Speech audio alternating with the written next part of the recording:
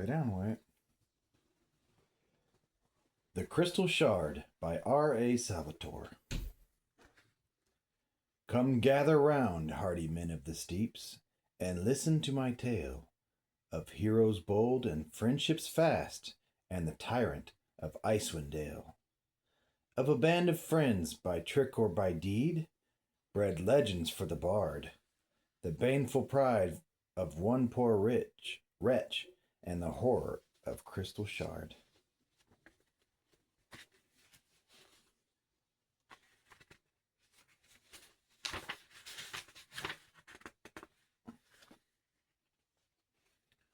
The demon sat back on the seat it had carved from the stem of a giant mushroom. Sludge slurped and rolled around the rock island, the eternal oozing and shifting that marked this layer of the abyss. Ertu drummed his clawed fingers, its horned, ape-like head lolling about on its shoulders as it peered into the gloom. "Where are you, Telshaz?" the demon hissed, expecting news of the relic. Crenshinenbon pervaded all of the demon's thoughts.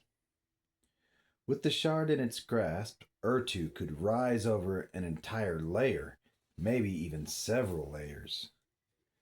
And Ertu had come so close to possessing it. The demon knew the power of the artifact. Ertu had been serving 7 Lich when they combined their evil magics and made the crystal shard.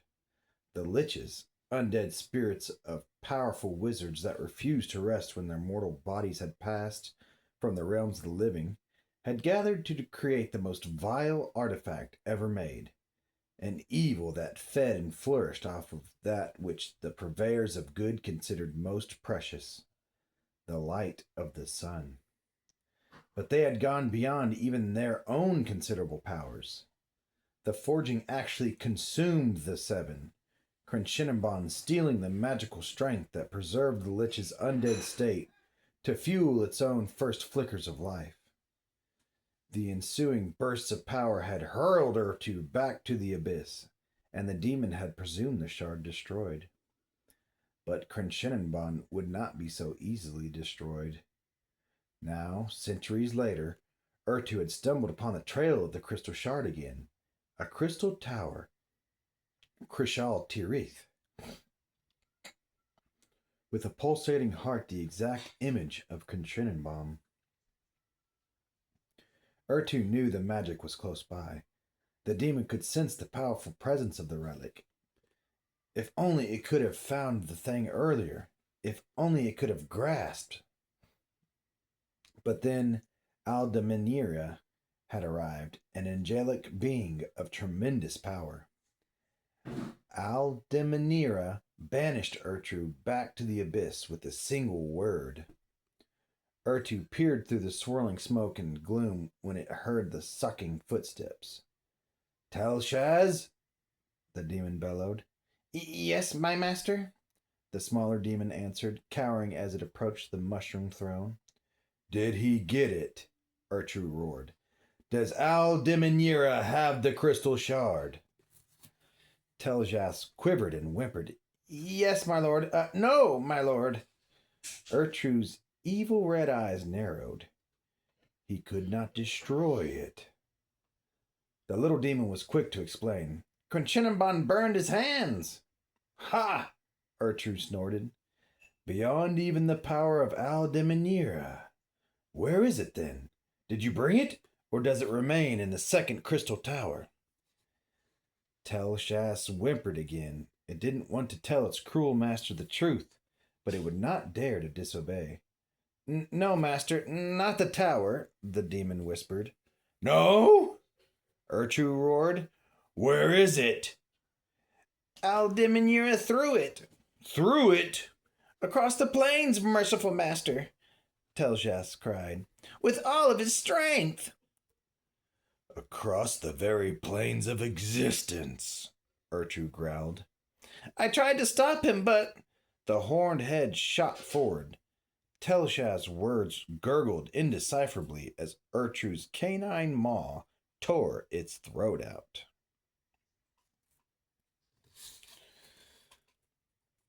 Far removed from the gloom of the abyss, Crenshinabad came to rest upon the world.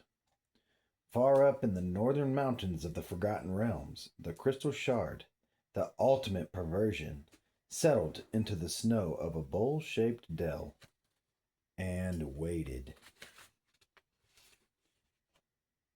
Book 1 Tin Towns. The Stooge.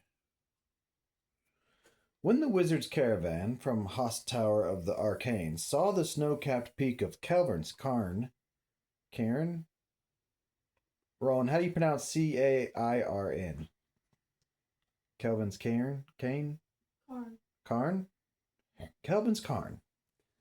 When the wizard's caravan from the Host Towers of the Arcane saw the snow-capped peaks of Kelvin's Cairn rising from the flat horizon, they were more than a little relieved.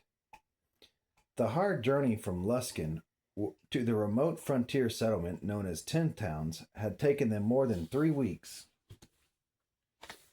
The first week hadn't been too difficult. The troop held close to the Sword Coast, and though they were traveling along the northernmost reaches of the realm, the summer breezes blowing in off the trackless sea were comfortable enough. But when they rounded the westernmost spurs of the spine of the world, the mountain range that many considered the northern boundary of civilization, and turned into Icewind Dale, the wizards quickly understood why they had advised against making this journey.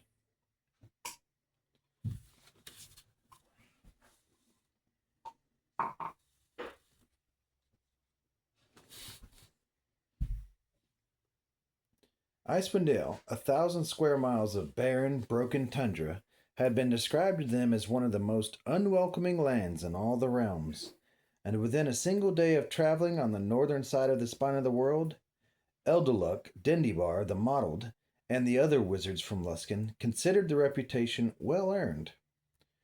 Bordered by impassable mountains on the south, an expanding glacier on the east, and an unnavigable sea of countless icebergs on the north and east, Icewind Dale was attainable only through the pass between the spine of the world and the coast, a trail rarely used by any but the most hardy of merchants.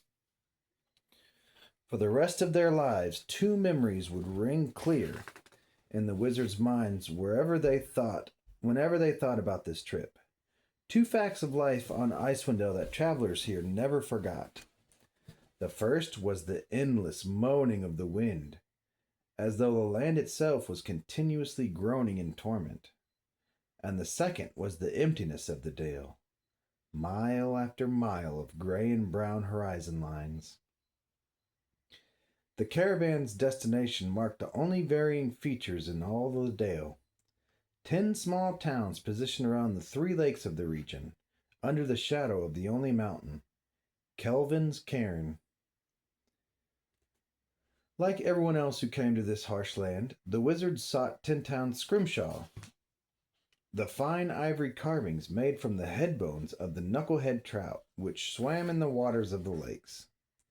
Some of the wizards, though, had even more devious gains in mind. The man marveled at how easily the slender dagger slipped through the folds in the older man's robe and then cut deeper into the wrinkled flesh. Mordecai the Red turned on his apprentice, eyes locked into a widened, amazed set of the betrayal by the man he had raised as his own son for a quarter of a century. Akar Kessel let go of the dagger and backed away from his master, horrified that the mortally wounded man was still standing. He ran out of distance for his retreat, stumbling into the rear wall of the small cabin of the Wizards of Luskan had been given as temporary quarters by the hosts of the city of Easthaven. Kessel trembled visibly, pondering the grisly consequences he would face in light of the growing possibility that the magical expertise of the old man had found a way to defeat even death itself. What terrible fate would his mighty mentor pose upon him for his betrayal? What magical torments could a true and powerful wizard such as Mordecai conjure that would outdo the most agonizing of tortures common throughout the land? The old man held his gaze firmly on Akar Kessel, even as the last light began to fade from his dying eyes. He didn't ask why. He didn't even outly question Kessel about the possible motives. The gain of power was involved somewhere, he knew. That was always the case in such betrayals. What confused him was the instrument, not the motive. Kessel? How could Kessel, the bumbling apprentice whose stuttering lips could barely call out the simplest of cantrips, possibly hope to profit from the death of the only man who had ever shown him more than basic, polite consideration? Mordecai the Red fell dead. It was one of the few questions he had never found the answer to.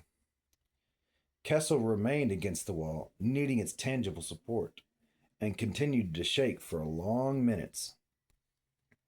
Gradually, the confidence that had put him in this dangerous position began to grow again within him. He was the boss now. Elderluck, Dendybar the Mottled, and the other wizards who had made the trip had said so. With his master gone, he, Akar Kessel, would be rightfully awarded his own meditation chamber and alchemy lab in the host tower of the Arcane in Luskan. Elderluck, Dendybar the Mottled, and the others had said so. Is it done, then? The burly man asked when Kessel entered the dark alley designated as the meeting place. Kessel nodded eagerly. The red-robed wizard of Luskan shan't cast again, he proclaimed too loudly for the likes of his fellow conspirators. Speak quietly, fool!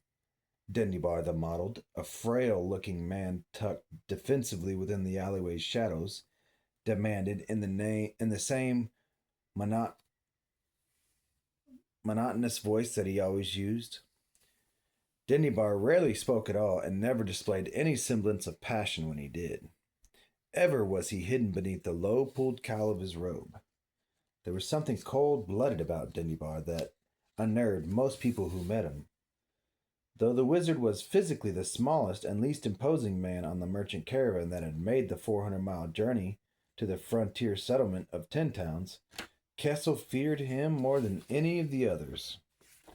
Mordecai the Red, my former master, is dead, Kessel reiterated softly. Akar Kessel, this day forward known as Kessel the Red, is now appointed to the Wizards Guild of Luskan. Easy, friend, said Elderluck, putting a comforting hand on Kessel's nervous twitching shoulders. There will be time for a proper coronation when we return to the city. He smiled and winked at Dendybar from behind Kessel's head.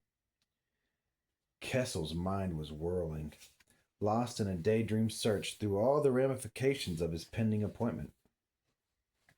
Never again would he be taunted by the other apprentices, boys much younger than he who climbed through the ranks in the guild step by tedious step. They would show him some respect now, for he would leap beyond even those who passed him by in the earliest days of his apprenticeship, into the honorable position of wizard. As his thoughts probed every detail of the coming days, though, Kessel's radiant face suddenly grayed over. He turned sharply to the man at his side, his features tensed as though he had discovered a terrible error. Elderluck, and several of the others in the alley became uneasy. They all fully understood the consequences if the Archmage of the Hotswater of the Arcane ever learned of their murderous deed. The robe? Kessel asked. Should I have brought the red robe? Elderluck couldn't contain his relieved chuckle, but Kessel merely took it as a comforting gesture from his newfound friend. I should have known that something so trivial would throw him into such a fit, Elderluck told himself. But to Kessel he merely said, Have no fear about it. There are plenty of robes in the host tower. It would seem a bit suspicious, would it not, if you showed up at the Archmage's doorstep claiming the vacated seat of Mordecai the Red and holding the very garment that the murdered wizard was wearing when he was slain? Kessel thought about it for a moment, then agreed. Perhaps, Elderluck continued, you should not wear the red robe. Kessel's eyes squinted in panic. His old self-doubt, which had haunted him for all of his days since his childhood, began to bubble up within him. What was Elderlook saying? Were they going to change their minds and not award him the seat he had rightfully earned? Elderlook had used the ambiguity of his statement as a tease, but he didn't want to push Kessel into a dangerous state of doubt. With a second wink at Dindybar, who was inwardly thoroughly enjoying this game, he answered the poor wretch's unspoken question. I only meant that perhaps a different color would better suit you. Blue would complement your eyes. Kessel cackled in relief. Perhaps, he agreed, his fingers nervously twitching. Dindybar suddenly grew tired of the farce. He motioned for his burly companion to be rid of the annoying little wretch. Elderlook obediently led Kessel back down the alleyway. Go on now, back to the stables, he instructed. Tell the masters that the wizard shall be leaving for Luskan this very night.